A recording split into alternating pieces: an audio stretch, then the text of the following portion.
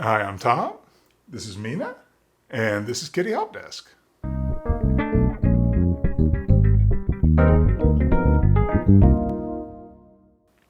So today I just wanted to talk for a minute about automated cat products, things like automated litter boxes and automated feeders, and basically robots that we have ingeniously designed to help us to take care of our feline friends. And I just want to make the case today that these are not usually the best choices, and to really explain why. First of all, a cat's litter box, both of these things really, both the place where they toilet and the place where they eat, are really the two places where they feel the most vulnerable. In nature, those are the places where they're going to be the most hypervigilant before they actually start through the process of eating and consuming, or going to the bathroom. And that's because they could get caught off guard in those situations, and predators could come in and kill them. And that's serious business, okay? And so we don't want, when we set up a litter box or feeding station for a cat, we don't want to give them any reason to feel nervous about those places in our home.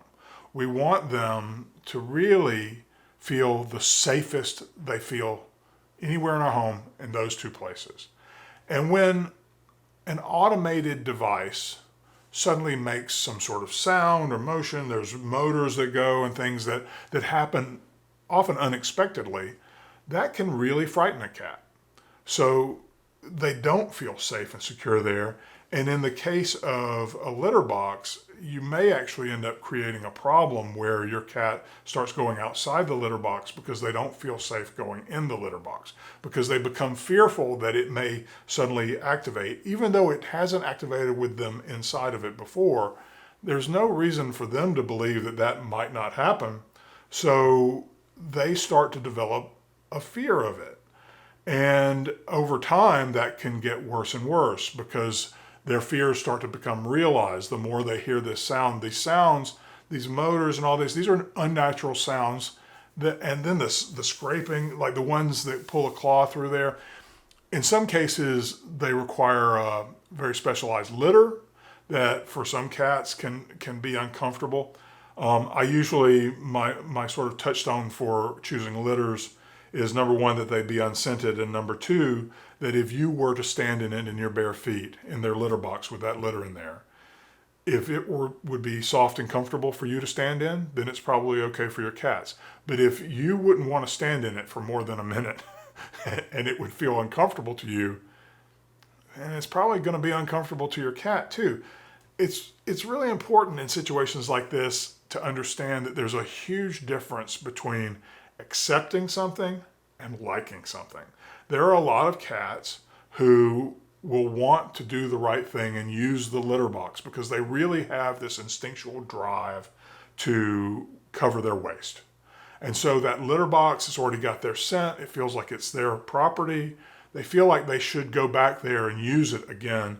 And some cats will put up with all kinds of barriers in order to do that action, in order to fulfill that instinctual drive to go to the litter box, cover their waste. This is not something you have to train a cat to do. They naturally do this. And in part, it's that substrate, the litter, that inspires them to actually go there and cover there, because hopefully there's nothing else in your house that's, sandy mounds of something that they can move around. So I say all that because people often will opt for their own convenience.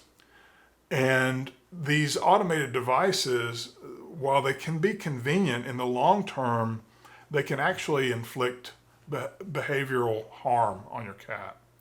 And I think in the long run, it's just not worth the short-term convenience that they offer. The fact is that all of these products are created by people and marketed to other people. they're not created by people to be marketed to cats. They don't do a study, and they do sometimes test things with cats to make sure that a certain number of them will accept it. But oftentimes, they're much more interested in whether a person will be interested in it or not. And to be honest, some of them really don't care whether your cat wants to use it or not. As long as they sold it to you, once it's sold to you, that's the end of the transaction as far as they're concerned. And so some of these less reputable companies, they just want to keep moving product. And a lot of these automated litter boxes are very expensive. And I just think it's just not worth it in the long run to put your cat through that level of stress. Cats are not great at communicating stress. And so that stress can build up without you even noticing it. And it will eventually rear its head in an unwanted behavior of some sort. And then it seems like it came out of nowhere, but it didn't come out of nowhere. It's been building for some time as the cat has been increasingly stressed by this giant thing you just brought into the house that whirs and rotates and does all these things every time they go and use it for a litter box. So that's the litter boxes. As far as the feeders go, it's less of a factor with the feeders. The cats don't tend to be afraid of them because there's an obvious positive reinforcement with that, right? Even if it makes a sound, that sound is immediately followed by positive reinforcement of food. And so cats can adapt to those a little bit better than they can to automated litter boxes. But here's the problem with the automated feeders. Cats really bond to the person who feeds them most. If you've got several people feeding them, whoever feeds them the most, that will be usually the person they bond most closely with. And so if you just replace that role of feeder with this robotic device, you're no longer in that loop. And it's very beneficial to be in that loop. At the very least, you should be the one that they see actively providing the food, because that's going to increase the level of your bond with them. In some cases, when a cat wants to wake you up at night in order to get food, there have been people that have tried using automated feeders to try to assuage them so that they don't come to the person to try to get the food, but instead go to the feeder. That rarely works because they're not really coming to you for food, although that is sort of the pretense of their interaction. They're really coming to you for stimulation. The food is one part of that, but even when they get fed with an automated feeder, usually they still go and wake the person up after they've eaten from the feeder, or maybe they've eaten a few bites and just left it because that wasn't really the goal and it wasn't as stimulating as interaction with a person. So cats really need interactions. They need to interact with you, and they are going to benefit, and you are going to benefit if you feed them directly and don't, farm that out to some device. So, thanks for watching. Please like and subscribe, and I'll see you next time. Thanks. Bye.